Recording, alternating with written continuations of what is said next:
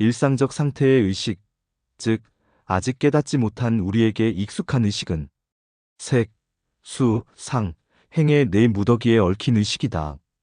붓다는 아직 깨닫지 못한 자의 의식은 몸, 느낌, 지각, 정신적 형성과 얽혀 있다고 말한다. 여기서 얽힘이란 아직 깨닫지 못한 자가 의식을 통해 네 무더기를 인지한다는 사실만을 의미하지 않는다. 얽힘에서 벗어나 깨달음을 얻은 자도 의식을 통해야만 네 무더기를 인지할 수 있다. 만약 의식을 통하지 않는다고 한다면 깨달은 자는 의식의 대상이 거의 남지 않게 될 것이다. 그보다 여기서 얽힘이란 의식과 네 무더기 사이의 강한 연결성을 가리킨다고 보아야 한다. 붓다의 표현에 따르면 얽힘은 오온이라는 다섯 무더기에 대한 욕망의 결과물이다. 사람들은 다섯 무더기에 집착한다. 무더기를 자기 것으로 소유하려 한다. 그런데 무더기가 자아가 아님을, 즉 무아임을 깨닫지 못하면 얽힘은 지속된다. 아직 깨닫지 못한 자는 자신의 감정, 생각 등의 무더기를 자기 소유로 집착한다. 그러나 사실 무더기는 자아가 아니다. 나의 느낌과 생각이 나가 아님을 깨달으면 의식이 얽힘에서 벗어날 수 있다. 얽힘에 관한 붓다의 설법은 단순함의 매력을 가진 모형이다. 즉, 얽힘에서 벗어난다 함은 의식이 느낌이나 생각 등 의식의 내용물과 맺는 관계를 변화시키는 것이라는 점이다. 느낌과 생각 등 의식의 내용물이 자아가 아님을, 즉 무아임을 깨달으면 의식이 그것들과 맺는 관계는 얽힘에서 벗어나 관조와 바라봄에 더 가까워진다. 이런 과정을 거쳐 의식은 무더기의 내용물에 대한 얽힘에서 벗어날 수 있다. 그리고 이때의 뒤에 남는 나는, 즉 무아에 관한 첫 설법에서 붓다가 벗어남의 주체라고 말한 나는 얽힘에서 벗어난 의식이다. 처음에 제기한 질문, 오온이 한 사람을 구성하는 전부라면 무아경에서 붓다가 말한 오온에서 벗어난 나는 어디에 존재하는가라는 질문에 대한 명확하고 최종적인 답이었으면 좋겠다. 그러나 아쉽게도 얽힘에 관한 설법을 깊이 파고들수록 그 모호성과 모순성에 직면하고 번역의 문제를 고려하며 무아경의 고대 주석서를 참고하더라도 확신을 갖고 이런 단순한 각본을 끌어내기는 어렵다.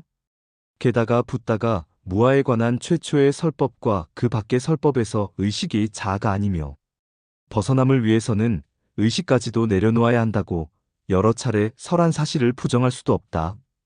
이런 사정은 의식 외에 내 무더기에 대한 얽힘에서 벗어난 나는 의식의 무더기에 행복하게 안주한다는 전망과도 맞지 않는다.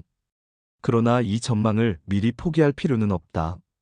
일부 불교 철학자는 어쩌면 애당초 두 종류의 의식이 존재할지 모른다고 말한다.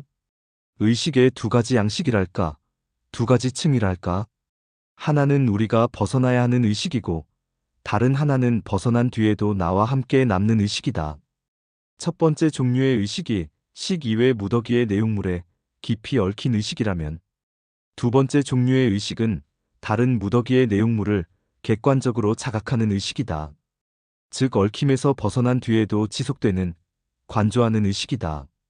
명상의 고수들은 종종 지켜보는 의식, 즉 관찰자 의식을 경험한다고 말하는데 이는 아마도 두 번째 종류의 의식을 가리키는 듯하다. 개중에는 이런 의식 상태를 꽤 오랜 시간 경험하는 사람도 있다. 어쩌면 이 의식 상태가 한없이 지속되는 사람을 깨달은 사람이라고 할 수 있을지 모른다. 그리고 오온에 대한 집착에서 벗어난 나가 머무는 장소가 바로 관찰자 의식일 수도 있다. 아니면 무아를 머리로 이해하려면 머리가 터져버릴 거라는 아잔 차 스님의 경고가 사실일 수 있으니 머리로 이해하는 일은 이쯤에서 그만두는 게 좋을지 모른다. 물론 당신의 머리는 아직 터지지 않았을 테지만 여전히 아리송한 상태일 것이다. 여기서 좋은 소식이 있다. 당신이 느끼는 혼란스러움을 지금 당장 깨끗이 몰아낼 필요는 없다는 점이다. 앞으로 몇 년간 당신이 열심히 명상을 해서 완전한 깨달음을 얻기까지 기다려도 좋다. 그때 가서 당신이 무아를 직접 경험하면 사라들에게 설명해 주어도 좋겠다. 그때가 오기 전까지 당신에게 주는 권고는 이렇다. 평생토록 당신이 품어온 전제, 즉 당신 안에 어딘가에 나라고 이름 붙일 만한 존재가 있다는 생각을 계속 즐기라는 것이다. 당신 자신을 자아로 간주한다 해서 불교의 주요 교리를 위반하는 중죄를 지은 것처럼 자책할 필요는 없다. 다만 당신의 자아가 가장 깊은 차원에서 당신이 줄곧 생각해온 그것이 전혀 아닐 수 있다는 급진적 가능성에 마음을 열어두자. 만약 붓다의 가르침을 따라 지금껏 당신 소유로 여겼던 내면 심리 풍경의 상당 부분이 당신 것이 아님을 안다면 당신은 인간 존재를 바라보는 엄청난 관점 변화를 경험할 것이다. 그리고 붓다가 권하는 상태에 이르면 당신은 지금껏 자아를 지니고 살아온 것과는 완전히 다른 상태가 될 것이다. 그렇다면 그 상태는 과연 어떤 느낌일까? 한 초보 명상자의 경험담을 들어보자. 나는 이 질문에 답하기에 적합한 사람이 아니다. 왜냐하면 나는 상당량의 내면 풍경을 아직 완전히 버리지 못했기 때문이다. 구체적으로 말하면 카페인 과다 섭취로 턱에 느끼는 긴장감 때문에 이를 갈고 싶은 느낌이 명상을 통해 별안간 나의 일부가 아닌 듯 느낀 경험을 했다. 그 순간 턱의 긴장감으로 이를 갈고 싶은 느낌은 더 이상 불쾌한 느낌이 아니었다. 나는 여전히 턱에 긴장되는 느낌을 의식하고는 있었지만 나의 의식은 그것을 나의 느낌으로 갖지 않았고 그것에 얽혀있지 않았다.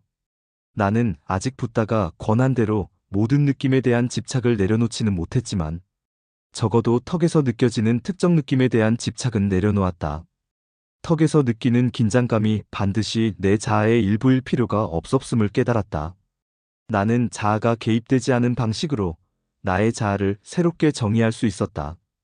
분명히 턱의 긴장감을 여전히 의식하고는 있었지만 이제 나의 의식은 이전과 다르게 그 느낌을 관조하고 있었다. 마치 글을 쓰다가 창문 너머로 바람에 흔들리는 나뭇가지를 물끄러미 바라보는 것처럼 말이다. 이빨을 갈고 싶은 턱의 긴장감을 내가 갖고 있다는 감각이 사라지는 대신 이제 그 느낌을 초연함과 평정의 마음으로 보게 되었다. 이에 대해 말하고 보니 20세기의 저명한 불교학자 에드워드 콘즈가 불교의 자아 개념에 관해 한 말이 떠오른다. 충치에서 통증이 느껴진다고 하자 이때 통증은 이와 거기 붙은 신경에서 일어나는 과정이다. 만약 이에 나를 개입시켜 나의 이라고 생각하면 이것은 거의 노력이 필요하지 않다. 그리하여 이에 일어나는 일은 반드시 나에게 영향을 미친다고 믿으면 불편한 생각이 더 크게 일어난다. 이런 차원에서 불교인은 자아가 존재한다는 믿음 때문에 괴로움이 일어난다고 믿는다. 다시 말해 나의 치통은 애당초 그것이 나의 이이기 때문에 나를 아프게 한다는 것이다. 명상을 오래 한 사람 중에 실제로 이 주장을 실험한 이가 있었다. 그는 충치를 뽑은 자리에 보철물을 넣을 때가 되자 치과의사에게 치과용 마취제인 노보카인을 쓰지 말라고 부탁했다. 치료를 마친 그는 마취제를 쓰지 않은 치료 경험이 아주 좋았다고 말하지는 않았다. 그렇지만 반쯤 마비된 얼굴로 몇 시간을 다니는 것보다는 차라리 나았다고 말했다.